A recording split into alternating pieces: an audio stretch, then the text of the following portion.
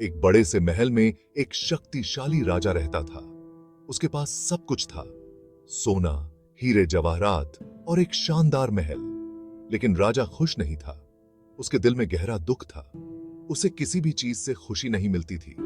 वो सच्ची खुशी चाहता था। एक दिन एक बुद्धिमान बूढ़ा आदमी राजा के पास आया। महाराज, उसने कहा, सच्ची खुशी धन दौलत से नहीं मिलती, यह तो अंदर से आती है। राजा ध्यान से सुन रहा था। एक जादुई कमीज है, बूढ़े आदमी ने आगे कहा। जो इसे पहनता है उसे सच्ची खुशी मिलती है। उस कमीज को ढूंढो और तुम्हें खुशी मिल जाएगी। राजा खुशी के लिए बेताब इस जादुई कमीज को खोजने का फैसला करता है। राजा ने अपने बहादुर सैनिकों को बुलाया। जादुई कमीज ढूंढो, उसने आदेश दिया। उसने उन्हें दूर दूर तक पहाड़ों और नदियों के पार भेज दिया। सैनिकों ने ऊपर और नीचे हर जगह खोज की। उन्होंने जादुई कमीज के बारे में हर किसी से पूछा जिनसे भी वे मिले। कुछ लोग सैनिकों पर हंसे, दूसरों ने दुखी होकर अपने सिर हिला दिए। जादुई कमीज के बारे में कोई नहीं जानता था। सैनिकों ने उम्मीद खोनी शुरू कर दी। जैसे ही वे हार मानने वाले थे, वे एक साधारण से खेत में आ गए। खेतों में उन्होंने देखा कि एक किसान काम करते हुए मजे से गा रहा था। वह बहुत खुश और संतुष्ट लग रहा था। सैनिक सावधानी से उसके पास पहुंचे। माफ करना, उन्होंने कहा, हम किसी ऐसे व्यक्ति को ढूंढ रहे हैं जो सचमुच खुश हो। हमें बताया गया है कि एक जादुई कमीज सच्ची खुशी लाती है। एक सैनिक ने समझाया, क्या आप जानते हैं कि हम इसे कहां पा सकते हैं? किसान ने काम करना बंद कर दिया और उन पर प्यार से मुस्कुराया।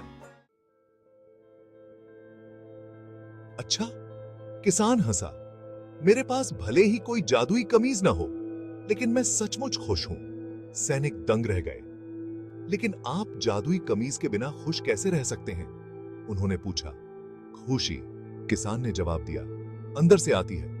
यह आपके पास जो कुछ है उसके लिए आभारी होने, दूसरों की मदद करने और छोटी छोटी चीजों में खुशी खोजने से आती है।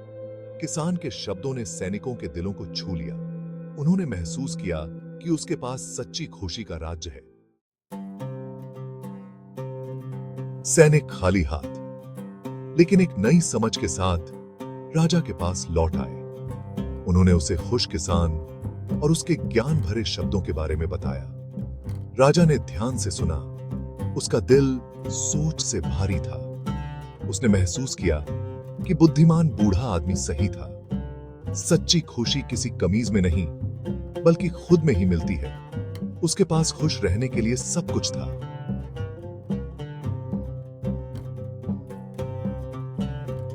वह बस गलत जगहों पर ढूंढ रहा था। उस दिन से राजा ने अपने तरीके बदल दिए। उसने जीवन में साधारण खुशियों को नोटिस करना शुरू कर दिया। उसने अपने परिवार के साथ समय बिताया, अपने लोगों की मदद की और अपने आसपास की सुंदरता की सराहना करना सीखा। उसने खोजा कि असली धन सोने या धन दौलत से नहीं, बल्कि प्यार, दया और कृतज्ञता से मापा जाता है।